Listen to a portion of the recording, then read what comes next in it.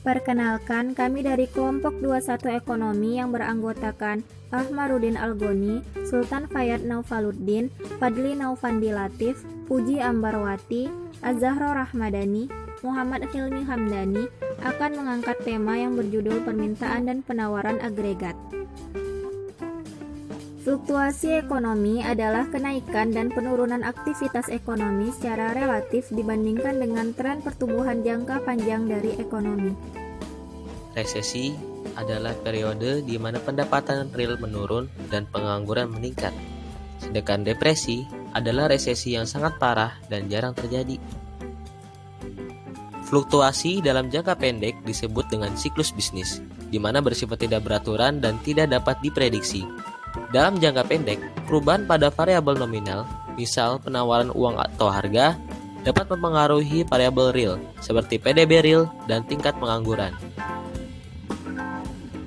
Untuk menganalisa fluktuasi jangka pendek digunakan model AD dan AS. Model AD-AS adalah model dasar yang digunakan untuk memahami fluktuasi dalam output agregat dan tingkat harga agregat. Ini menggunakan kurva penawaran agregat dan kurva permintaan agregat bersama-sama untuk menganalisis perilaku ekonomi dalam menanggapi kebijakan pemerintah. Rumus kurva AD yaitu sebagai berikut. Penyebab kurva AD memiliki slope negatif. Yang pertama ada wealth effect. Ketika harga naik, konsumsi akan turun.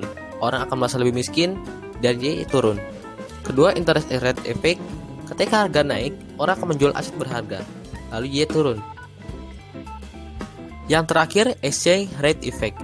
Ketika harga naik, maka suku bunga naik, mengakibatkan capital inflows, lalu rupiah terapresiasi, ekspor turun, impor naik, NX turun, mengakibatkan Y turun. Faktor yang dapat menggeser kurva AD antara lain semua yang dapat mempengaruhi C, I, G, atau NX kecuali perubahan P akan menggeser kurva AD. Contohnya, booming pasar saham, iklim investasi yang kondusif, intensif fiskal, depresiasi nilai tukar. Kurva AS atau aggregate supply memiliki sifat sebagai berikut. Dalam jangka pendek, ia memiliki kurva slope positif, sedangkan dalam jangka panjang, ia memiliki kurva vertikal, yaitu teori klasik di mana harga tidak mempengaruhi Y.